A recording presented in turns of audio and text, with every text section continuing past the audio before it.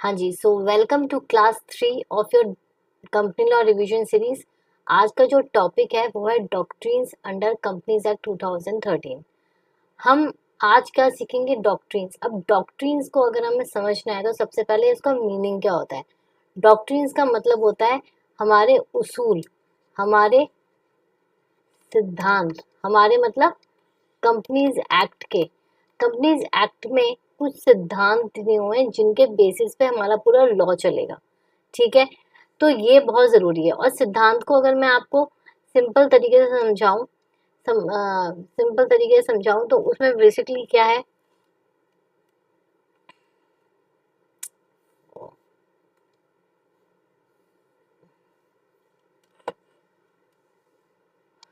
Phone भी रखा है भैया।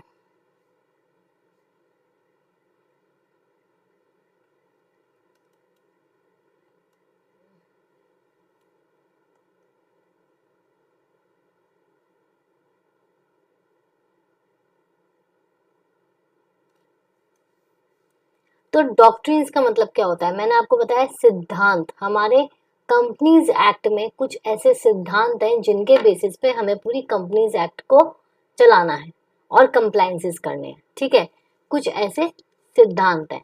अब इसमें ना हमारे बेसिकली कितने हैं? एक दो तीन चार। एक है आपका अल्ट्रावीरस, एक है आपका ये लिफ्टिंग ऑफ कॉर्पोरेट वेल, एक है आपका कंस्ट्रक्टिव नोटिस, और एक है आपका लास्ट क्या है? Indoor management. ये चार टाइप के बेसिक और मेन जो मोस्ट इंपॉर्टेंट डॉक्ट्रिन्स हैं वो आपके कंपनीज एक्ट में है। ठीक है, और ये सारे रिलेटेड हैं। आज मैं बताऊंगी आपको कि वो किस तरीके से रिलेटेड है, एक केस स्टडी के थ्रू। ठीक है, एक केस लॉ के through.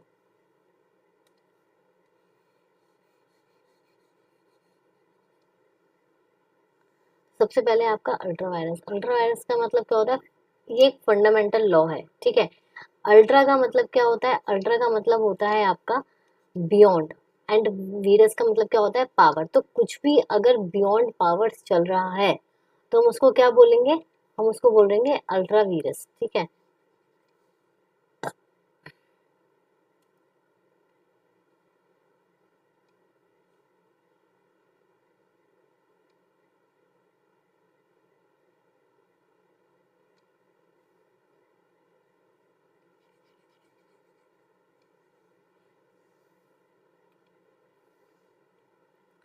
So welcome to class 3 of your company law revision series. I hope आपने अपनी क्लास 1 और क्लास 2 अच्छे से देखी होगी।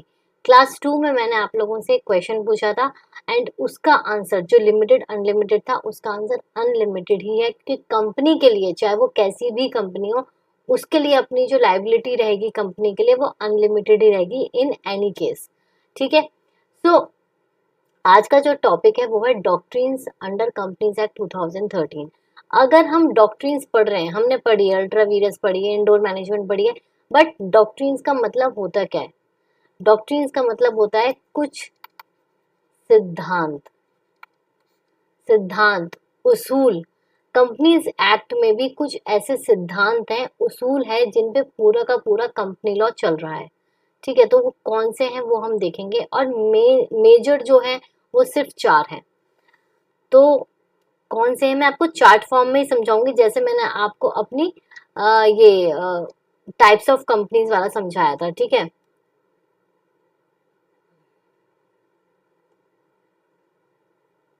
यस।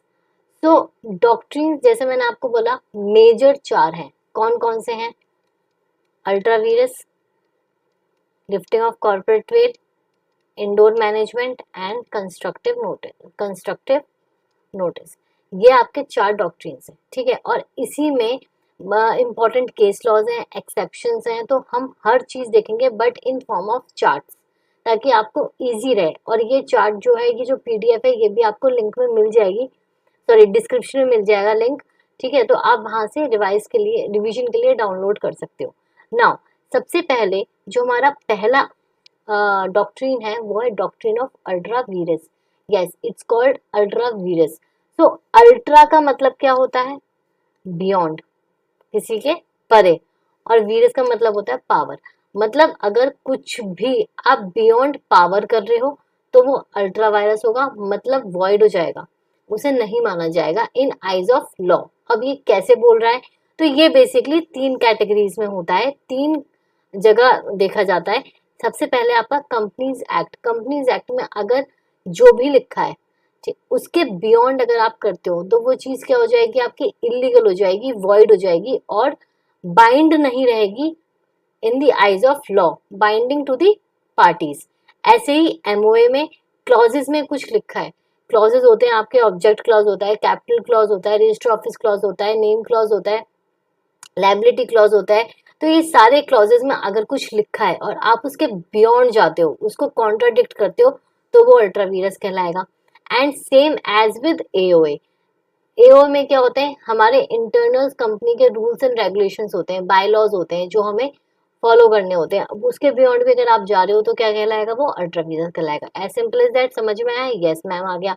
अब यहाँ पे आप देख रहे हो मैंने लिखा है grand parents, parents and siblings, तो इसको इस तरीके से देखो, ये हायरार्की है, ठीक है। सबसे ऊपर कंपनीज एक्ट रहेगा और हमेशा ये क्या करेगा, ये प्रिवेल करेगा, हमेशा कंपनीज एक्ट जो है वो प्रिवेल करेगा ओवर एमओए, एओए और एनी अदर लॉ।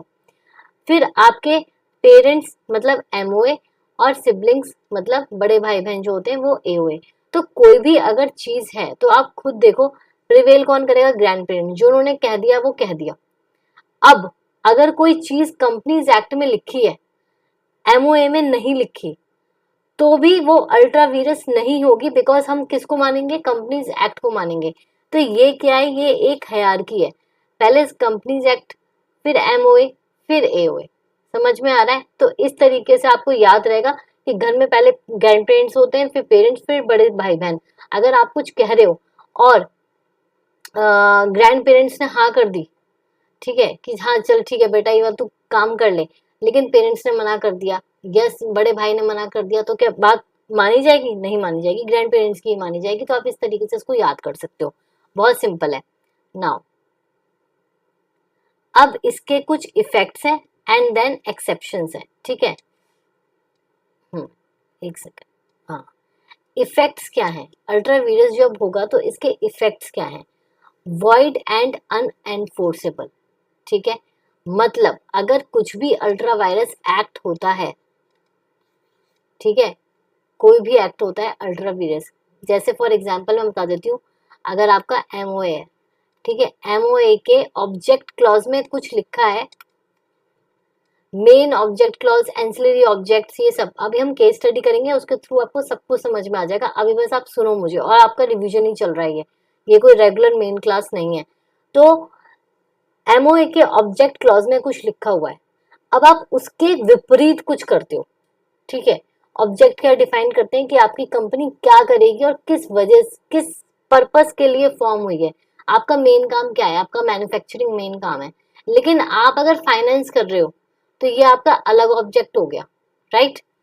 तो फाइनेंस जो आप करोगे, अगर आपने कोई भी ऐसा एक्ट किया फाइनेंस वाला, तो वो क्या हो जाएगा, वाइड एंड अनएनफोर्सेबल, मतलब वो एनफोर्सेबल बाय लॉ नहीं होगा, उसकी कोई अहमियत नहीं होगी इन आइज ऑफ लॉ।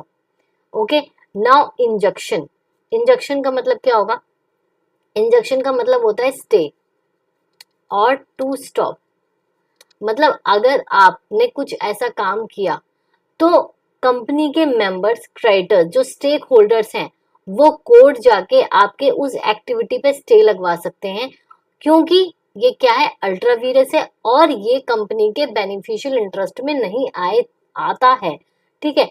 फिर पर्सनल लायबिलिटी जो होगी, अब फॉर एग्जाम्पल अगर कोई डायरेक्टर है, ठीक है, और उसने कुछ एक्ट कर दिया जो कॉन्ट्राडिक्ट कर रहा है, जो अल्ट्रा वीरस है इन आइज ऑफ लॉ, तो वो पर्सनली लायबल होगा। फिर जो आपका सेपरेट लीगल एंटिटी का ये कॉन्सेप्ट है, ये नहीं देखा जाएगा इन eyes of law, personally liable होगा डायरेक्टर, ठीक है।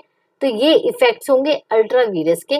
देन एक्सेप्शंस क्या है, अब अल्ट्रा वीरस हम कह रहे हैं कि कोई भी कुछ गलत काम हुआ तो हम मान जाएंगे कि भाई ये वॉइड होगा और नॉट एनफोर्सेबल बाय लॉ होगा।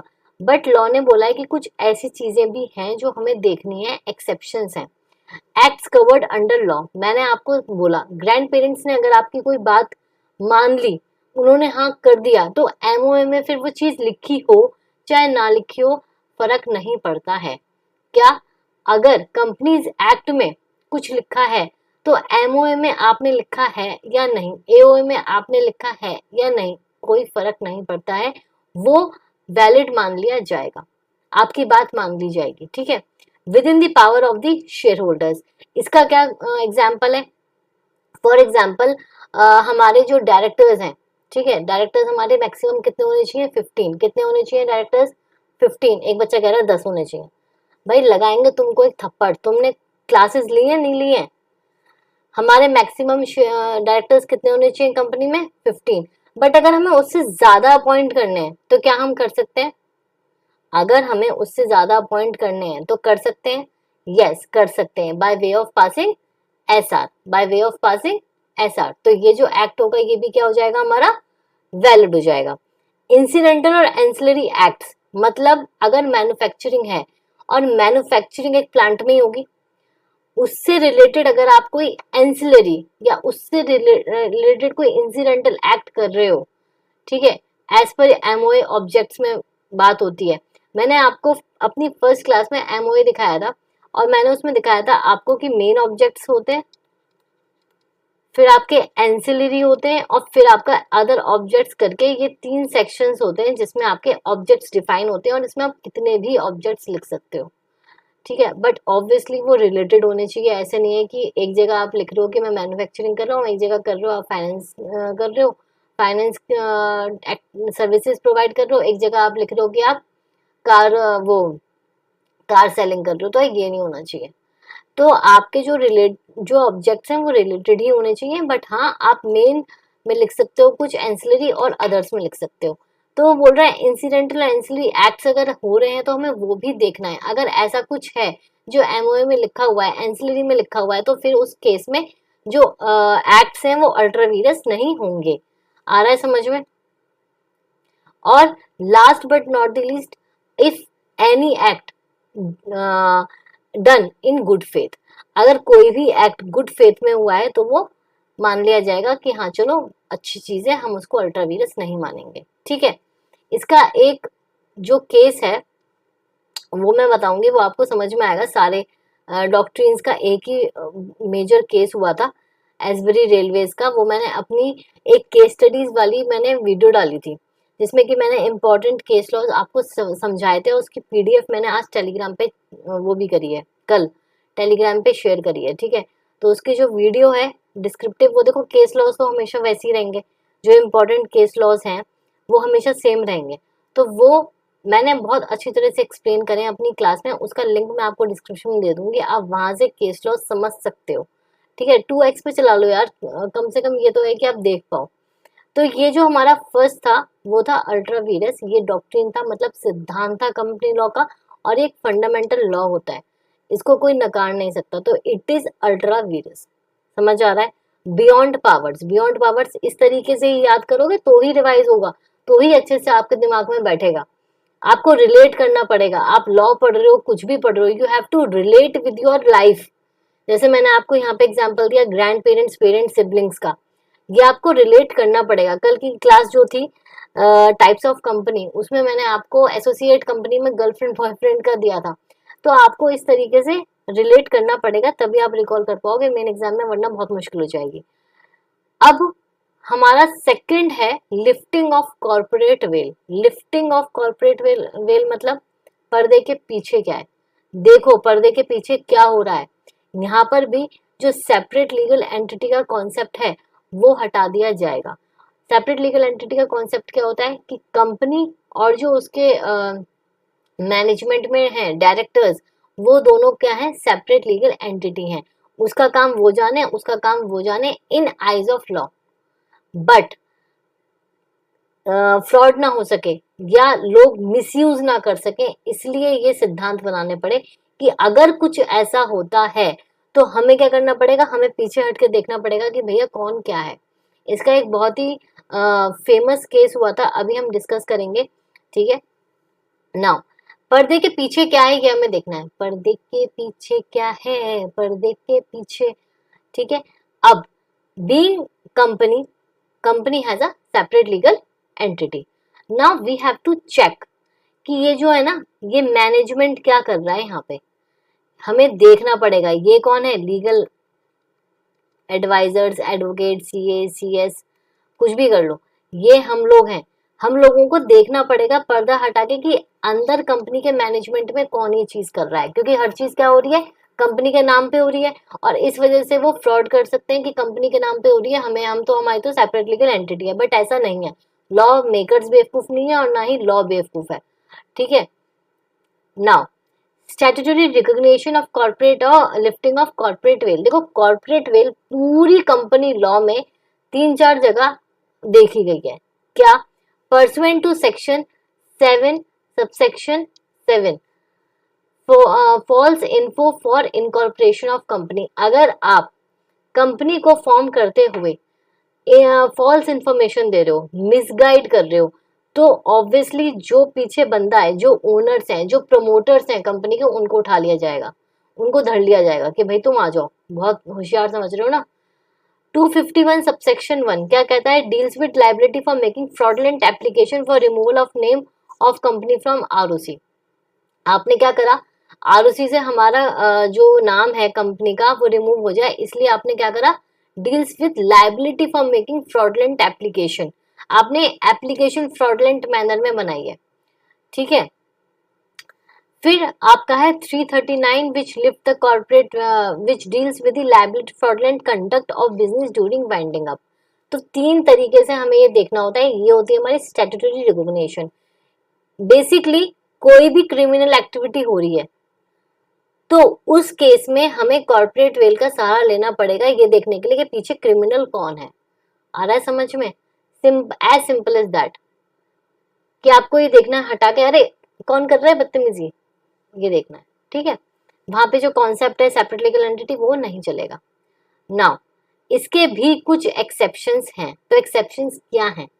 सबसे पहले तो हमारा यही है, नो सेपरेट एंटिटी ट्रीट होगा। एक्सेप्शन तो यही हो गया ना, लेकिन ये जो एक्सेप्शंस हैं ये आपके इन्हीं केसेस में होंगे। क्या क्या? सबसे पहले सेक्शन 3A। सेक्शन 3A हमने अपनी फर्स्ट क्लास में पढ़ा था, जहां मैंने आपको बताया था स्टैट्यूटरी मेंबर्स की लिमिट होती है।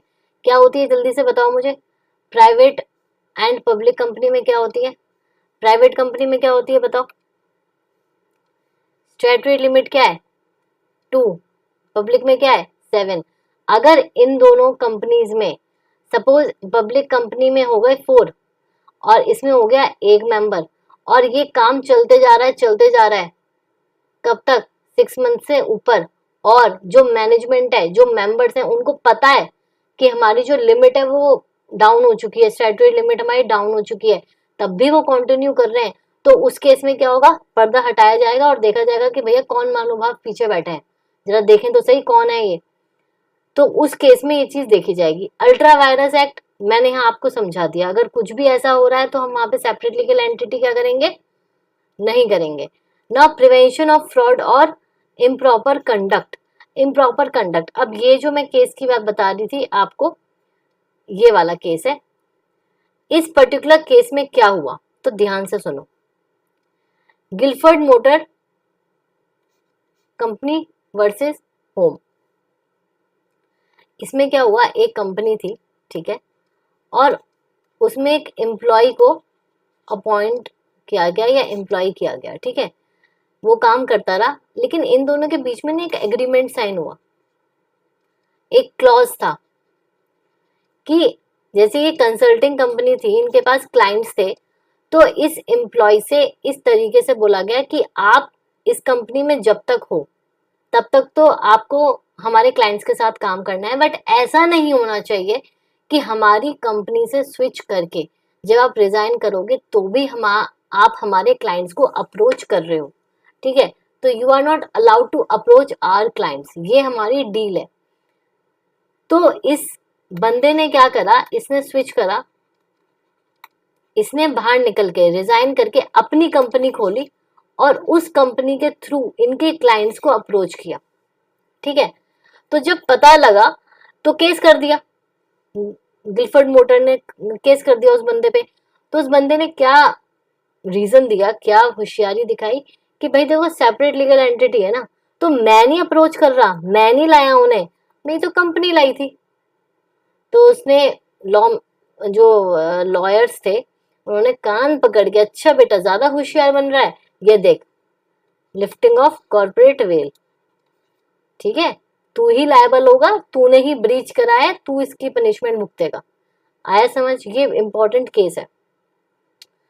तो ये दोनों आपके जो थे फर्स्ट सिद्धांत, फर्स्ट डॉक्ट्रिन्स, वो थे आपके अल्ट्रावीरस और lifting of corporate well. I hope आपको ये अच्छे से समझ में आया होगा। अब जो हम दो नेक्स्ट कर रहे हैं, ओ ये पता नहीं क्यों खिसक जाता है। हाँ जी, तो अब जो हम नेक्स्ट टू कर रहे हैं वो इंटर रिलेटेड है और एक दूसरे के एक्सेप्शंस हैं। नेक्स्ट है आपका constructive notice and indoor management. जो ये कंस्ट्रक्टिव नोटिस है ये क्या कहता है? Constructive notice is companies pre assumption, company pre assume करके चलती है कि जो हमारे मेन दो डॉक्यूमेंट्स होते हैं, कौन से डॉक्यूमेंट्स होते हैं? MOA and AOA. कौन से डॉक्यूमेंट्स होते हैं? AOA and MOA. ये हमारे पब्लिक डॉक्यूमेंट्स हैं और ये मोस्ट इंपॉर्टेंट डॉक्यूमेंट्स हैं। तो अगर कोई आउटसाइडर है, अगर कोई आउटसाइडर है तो हम ये मानते हैं कि उसने हमारे एमओए एओए दोनों बहुत अच्छे से पढ़े हैं और समझे हैं, ठीक है, पढ़े हैं और समझे हैं before entering into any contract और any deal with the company. यानी ये क्या हो गई? ये हमारी हो गई थर्ड पार्टी। थर्ड पार्टी अगर कोई हमारी कंपनी से डील कर रही है तो ये प्री एज्यूम करा जाएगा कि आप की ये मॉरल ड्यूटी बनती है कि आपने हमारे जो मोस्ट इंपॉर्टेंट डॉक्यूमेंट्स हैं जिसमें हमारी कंपनी क्या करती है क्या नहीं करती है, ऑब्जेक्ट्स क्या हैं, क्लॉजेस क्या हैं, सारी चीजें आप पढ़कर और समझकर आए हो। तो इसीलिए आपको प्रोटेक्ट नहीं किया जाएगा। इफेक्ट्स बाइंडिंग हो जाते हैं, आपको कोई लीनेंसी नहीं बरती जाएगी, ठीक है, नो लीगल रिलीफ, और ये बाइंडिंग हो जाएगा। ये इसका इफेक्ट है, मतलब आप लायबल हो गए। एक्सेप्शन क्या है? Indoor management. इंडोर मैनेजमेंट कैसे हो गया? सारे एक्सेप्शन है इसके, गुड फेथ में अगर कुछ हो रहा है, अल्ट्रा वीरस है, सब है, लेकिन जो मेन एक्सेप्शन है वो है इंडोर मैनेजमेंट। इंडोर मैनेजमेंट मतलब जहां पर आउटसाइडर्स को प्रोटेक्ट किया जाता है। तो ये जब भी आप पढ़ोगे ना, या जब भी आप रिवाइज करोगे, आप ये दोनों को एक साथ पढ़ोगे, कंस्ट्रक्टिव नोटिस और इंडोर मैनेजमेंट को दोनों एक साथ पढ़ोगे, ठीक है। तो कंस्ट्रक्टिव नोटिस क्या कहता है? कंस्ट्रक्टिव नोटिस कहता है कि हम आउटसाइडर्स को प्रोटेक्ट नहीं करेंगे क्योंकि ये आपकी मॉरल ड्यूटी बनती है before entering into any contract और before entering into any performing any deal, you have already read our most important documents that are MOA and AOA, ठीक है। तो आपको कोई भी रिलीफ नहीं मिलेगा, कोई भी लीगल रिलीफ नहीं मिलेगा। ये क्या है? ये एक तरीके से आपका नेगेटिव डॉक्ट्रिन है। इसका जो नेचर माना जाता है कंस्ट्रक्टिव नोटिस का, वो नेगेटिव माना जाता है because it does not protect the outsiders. आ गया समझ में अच्छी तरीके से? Now on the other hand जो इसका एक्सेप्शन है that is indoor management. Indoor management कहता है कि यार अब हर किसी को क्या पता कंपनी के इंटरनल जो प्रोसीडिंग्स है वो क्या चल रही है। इंटरनल प्रोसीडिंग्स क्या है, हमें कंपनी की, वो आउटसाइडर्स को क्या पता। अब फॉर एग्जाम्पल हमें पता है कि अगर एक पर्टिकुलर डॉक्यूमेंट है, अगर लॉ में लिखा है कि वो सीएस से साइन होगा, बट सीएस की जगह डायरेक्टर से साइन करा दिया और थर्ड पार्टी एंटर हो गई कॉन्ट्रैक्ट में, तो क्या वो उसकी रिस्पॉन्सिबिलिटी है? ये तो आपके इंटरनल रेगुलेशंस है ना, इंटरनल कंप्लायंसेस है, हमें क्या पता। तो आउटसाइडर वहां प्रोटेक्ट हो जाएगा। तो इसलिए हम इसको बोलते हैं ये पॉजिटिव एक डॉक्ट्रिन है for the outsiders because it protects the outsider. Company के इंटरनल उसमें क्या हो रहा है, देखो ये जो होता है ना, ये हमारे पब्लिक डॉक्यूमेंट्स होते हैं, अवेलेबल ऑन एमसीए साइट, आप पढ़ सकते हो, आप हर चीज, लेकिन इंटरनली क्या हो रहा है वो किसी को नहीं पता। अब कोई फॉर एग्जाम्पल कोई एक डायरेक्टर है, वो कब का वो हो गया, रिजाइन हो गया, 1 महीने पहले रिजाइन हो गया, लेकिन आपने उसके साइन करके हमें डॉक्यूमेंट दे दिया, तो उसको क्या पता, आउटसाइडर को क्या पता कि कौन सा डायरेक्टर कौन से तारीख को रिजाइन हो गया, और हम तब भी उसके साइन करके आपने डॉक्यूमेंट दे दिया, तो वो तो इनवैलिड हो गया ना। तो इसीलिए हमें हर चीज का ध्यान रखना है, ठीक है। कंस्ट्रक्टिव नोटिस, देखो इसको कैसे याद रखोगे मैं बताती हूँ। कंस्ट्रक्टिव नोटिस हो रहा है, ठीक है, कंस्ट्रक्टिव नोटिस में आउटसाइडर्स प्रोटेक्टेड नहीं है। अब इसको इस तरीके से ले लो, एक कंस्ट्रक्शन साइट है, वहां पर कोई भी आ जा सकता है, कोई वो है, कोई सिक्योरिटी होती है, कोई सेफ्टी होती है, कंस्ट्रक्शन चल रहा है, कंस्ट्रक्शन की साइट पर किसी को भी कुछ भी हो सकता है थर्ड पार्टी को, तो आउटसाइडर्स आर नॉट प्रोटेक्टेड। जो राहगीर हैं, जो बाहर के चलने वाले हैं, they are not protected because it is construction site. On the other hand indoor management बिल्कुल प्रोटेक्टेड सिनेरियो है। अगर बाहर से कोई आएगा और आपके जानने वाला है, ऑब्वियसली कंपनी से डील कर रहा है, तो उसको आराम से बिठाया जाएगा, सब करा जाएगा, ठीक है। तो इंडोर मैनेजमेंट में क्या हो गया, प्रोटेक्शन हो गई, it is positive in nature. इसको बोलते हैं टर्कवेंड रूल। एक्चुअल में जो केस हुआ था, ये जो मैं एक्चुअली अपनी उसमें प्रीवियस क्लास में भी एक्सप्लेन कर चुकी हूँ, तो मैं आपको लिंक दे दूंगी, आप उसमें केसेस, बहुत सारे केसेस और भी हैं, आई थिंक मैंने 10 केसेस उसमें एक्सप्लेन करे हैं, तो आप उसमें आराम से इसको पढ़ सकते हो। इस पर्टिकुलर केस की वजह से ये इंडोर मैनेजमेंट वाला डॉक्ट्रिन को इंट्रोड्यूस करा गया, क्योंकि यहाँ पे क्या होता है, यहाँ पे आउटसाइडर्स को प्रोटेक्ट किया जाता है, ठीक है। अब मैंने आपको यही एग्जांपल दिया कि अगर एओए में कुछ लिखा है कि शेयर होल्डर की अप्रूवल लेनी है या कुछ भी है, ठीक है, आपने ली नहीं ली, कैसे ली, वो आपको पता है ना, थर्ड पार्टी को नहीं पता, तो वो वहां पे क्या हो जाएगा, प्रोटेक्ट हो जाएगा। अब इसके जो एक्सेप्शंस हैं वो बड़े इंटरेस्टिंग हैं। Where outsider has the knowledge of irregularity, ठीक है। अब ये एक्सेप्शन है, हमने बोला हम तो आउटसाइडर को प्रोटेक्ट कर रहे हैं भैया, किसी भी हालत में बेचारे को क्या पता, लेकिन एक्सेप्शन क्या है, when outsider has the knowledge of irregularity. अब मुझे पहले एक बात बताओ, अगर फॉर एग्जाम्पल जो कंपनी है, कंपनी में स्टाफ भी होता है, ऐसे बंदे भी होते हैं जिनके पास अथॉरिटी नहीं होती, लाइक फॉर एग्जाम्पल अगर कोई एचआर है कंपनी की, ठीक है, और उसके पास नहीं है ना, उसके पास अथॉरिटी नहीं है कि वो किसी कॉन्ट्रैक्ट में साइन कर दे और लीगली वो उसको हाँ कर दे, किसी थर्ड पार्टी। अब एक बाबूराव जी आए, बाबूराव जी तो ऐसे ही हैं, आपको पता है, बाबूराव जी आए कंपनी में, अब वो कहते हैं मैं उस आदमी से कैसे मिलूंगा, मुझे तो कॉन्ट्रैक्ट करना है, तो ऐसा कर, तू तो एचआर है कंपनी की, तू साइन कर दे, और मतलब हमारी वो हो गई, मैं बाद में उनसे बॉस से बात कर लूंगा, जो आपके डायरेक्टर है उनसे बाद में बात कर लूंगा, और अभी क्या है, अभी तुम साइन कर दो। तो क्या ये लीगल है, क्या ये मतलब एज पर लॉ कंप्लायंस हुआ, नहीं हुआ, क्योंकि उसकी अथॉरिटी ही नहीं है ना, तो ये इरेगुलरिटी हो गई ना। अब इतनी तो अक्ल होनी चाहिए ना कि कोई स्टाफ का बंदा मेन कैसे हो सकता है, तो वहां पे आउटसाइडर्स प्रोटेक्टेड नहीं है, वहां पे उस बाबूराव को बोला जाएगा कि भैया तुम अपने पास रखो अपनी अकल, ये तुम यहाँ पे प्रोटेक्ट नहीं हो रहे हो, और ये कोई माना नहीं जाएगा कि आपका ये कोई क्या हुआ है, कॉन्ट्रैक्ट हुआ है। No knowledge of MOA AOA, देखो मैंने आपको बताया एमओए एओए पब्लिक डॉक्यूमेंट्स है, वो तो आपका मतलब अज्यूम करा ही जाएगा कि आपने पढ़ा है। तो अगर आप ये बोलो कि भैया हमें तो पता ही नहीं एमओए एओए में क्या लिखा है, तो वो आपके मारेंगे थप्पड़ लप्पड़, कौन, लॉ। वो बोलेगा कि हम कंपनीज एक्ट हम चीख चीख के कह रहे हैं, हम चीख चीख के कह रहे हैं, हमारा एओए एमओए पब्लिक डॉक्यूमेंट है, आपको पढ़ना है। हम आप कितना ही चिल्ला लो हमें अकल, हमें पढ़ना नहीं आया, हमें समझ नहीं आया, हम नहीं मानेंगे। आप अगर कंपनी में एंटर हो रहे हो, किसी कॉन्ट्रैक्ट में एंटर हो रहे हो, तो हम ये एज्यूम कर रहे हैं कि आपको एमओए पढ़ा है और आपने उसको समझा भी है। नाउ थर्ड, फॉर्जरी क्या बोलता है, फॉर्जरी बोलता है कि अगर फॉर्ज करके आपने किसी के साइन कर दिए, तो उसमें भी जो बंदा है वो लायबल होगा, वहां पे हम ये नहीं बोले जाएंगे कि नहीं नहीं हम तो आउटसाइडर को प्रोटेक्ट करेंगे, ठीक है। और नेग्लिजेंस मतलब वही आपका, अगर एक्सेप्शन इसका इंडोर मैनेजमेंट है तो इसका क्या है, कंस्ट्रक्टिव नोटिस, ठीक है। अभी देखो एक लिस्ट्रेशन है, ये आपका होमवर्क है, ये आप पढ़ के आओगे, ठीक है। अब मेन आते हैं सबसे इंपॉर्टेंट केस, जिससे हमें ये सारे जो डॉक्ट्रिन्स हैं वो एक बार एक्सप्लेन हो जाएंगे, समझ में आ जाएंगे और अच्छे से। तो ध्यान से सुनना, ये एक कंपनी है, ठीक है, वर्सेस रिचे, ये एक फाइनेंस का बंदा है जो फाइनेंस प्रोवाइड करता है। अब हुआ क्या, ये जो कंपनी है इसके एमओए में ऑब्जेक्ट क्लॉज में लिखा हुआ था कि ये मैकेनिकल इंजीनियरिंग करता है।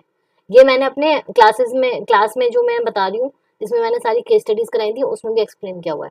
तो मैकेनिकल इंजीनियरिंग का काम था इसका, और उसके एंसिलरी जो भी होगा वो कर रहा था।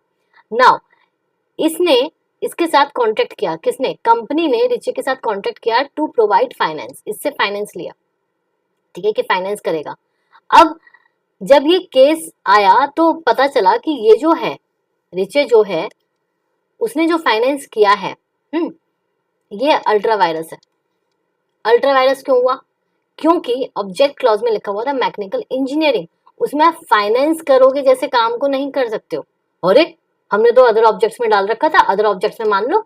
यही कहा रिचे ने कोर्ट से कि आप ऐसा मानो ना, ऑब्जेक्ट में मेन में चलो मैकेनिकल इंजीनियरिंग है कंपनी की, लेकिन आप ये मान लो कि ऑब्जेक्ट्स में फाइनेंस भी है, एंसिलरी में डाल दो। तो उसने बोला नहीं। वहां क्या प्रिंसिपल लगा? कोर्ट ने बोला इजिस्डम जेनरस, मतलब जनरल सेंस में लेंगे। कैसे? फॉर एग्जाम्पल हम चीज को रिलेट करेंगे ना, कहीं से भी कुछ भी नहीं आ जाएगा। अब किसी ने बोला कि हम कॉन्ट्रैक्ट पे, एक शेफ है, शेफ को कॉन्ट्रैक्ट मिला एक कंपनी या एक बड़े बिग उसमें अंबानी की शादी में कि भाई आप पर्टिकुलरली जो भी बनाओगे वो क्या होगा? वो आपका क्या होगा? वेजिटेरियन होगा। वो क्या होगा आपका? वेजिटेरियन होगा। जो भी आप बनाओगे, चाहे आप किसी भी देश का कुछ भी बनाओ, लेकिन that should be vegetarian. But chef ने क्या बोला? ठीक है, शेफ ने एक डिश बना दी जिसमें एग था, ठीक है, जिसमें एग था। तो उसने बोला कि कुछ भी बनाया, एग है, एग तो हमारा वो नहीं होता। क्या नहीं होता? नॉनवेज तो होता नहीं है, एगिटेरियन अलग काउंट होता है। तो उसने बोला कि भैया जब मैं तुझे वेज के लिए बोला है तो तू कहीं से कुछ थोड़ी ना ले आएगा। सिमिलरली वेज में आप कुछ भी, किसी भी टाइप की सब्जी वब्जी कुछ भी ला सकते हो, बट एग तो नहीं होगा ना। तो इसीलिए ये क्या चीज हुई कि आप मीनिंग भी तो सेम लाओगे ना। अगर आप आलू लिख रहे हो, आलू की जगह आप क्या, आप वेजिटेरियन में और आलू की जगह क्या लिया है? यम लिया है, उसकी अरबी लिया है, कुछ भी लिया है, तो सेम फैमिली का लिया है, सेम चीज लिया है, वो तो आप अदर्स में मान लोगे। बट ऑल टुगेदर फाइनेंस करेंगे, ये वाली चीज नहीं मानी जाएगी। तो इसका जो ऑब्जेक्ट है वो भी सिमिलर जर्नल सेंस में होना चाहिए, इसलिए ये वाला प्रिंसिपल लगता है। ठीक है, इसलिए क्या लगता है? ये वाला प्रिंसिपल लगता है। अब ये जो है हुआ, ये क्या हुआ? आपका अल्ट्रा वायरस हो गया। आपने अपने ऑब्जेक्ट्स के विपरीत काम करा। अब इस केस में जो रिचे है, ये बेचारा रिचे, अब इसका क्या होगा? इसे कॉम्पनसेशन मिलेगा? इसे कॉम्पनसेशन मिलेगा? नहीं, इसे कॉम्पनसेशन नहीं मिलेगा। क्यों? क्योंकि ये क्या आ गया आपका? Constructive notice. इसने क्या बोला कि कंस्ट्रक्टिव नोटिस के दायरे में रहते हुए you should read their MOA and AOA. आप उनके एमओए एओए को पढ़ के आने चाहिए थे। ठीक है, तो ये पूरा जो रायता है वो इसलिए फैला। तो अब समझ में आ गया? कंस्ट्रक्टिव नोटिस, ये सारे के सारे जो डॉक्ट्रिन्स है ये अपनी जगह वैसी की वैसी रहेंगे। Being professional student, law student, your duty is to interpret the law in a correct sense. ठीक है, तो अगर हम लोग इस चीज की बात कर रहे हैं तो हमें ये भी ध्यान रखना है कि वो जो भी एक्टिविटी है वो सिमिलर फैशन की होनी चाहिए, कोई नया फैशन नहीं होना चाहिए, आउट ऑफ द रीच। ठीक है, तो ये जो है ये पूरा केस है जो आपको अल्ट्रावीरस कंस्ट्रक्टिव नोटिस एक्सप्लेन करता है। एंड इसी के साथ मैं एक बार फिर आपको रिमाइंड करा दूं, मैंने जो वीडियो का लिंक अपने डिस्क्रिप्शन में डाला है उसमें मैंने ऐसे ही इंपॉर्टेंट केस स्टडीज एक्सप्लेन करी है, तो आप वहां जाके पूरी वीडियो देख सकते हो, चाहे आप 2x में देखो, उसमें आपको और क्लैरिटी होगी जो इंपॉर्टेंट केस स्टडीज है। एंड उसकी जो पीडीएफ है वो मेरे टेलीग्राम चैनल पे मैंने कल पोस्ट करी थी, on Friday, I think Friday को करी थी। ठीक है, तो आप वहां जाके देख सकते हो। ओके।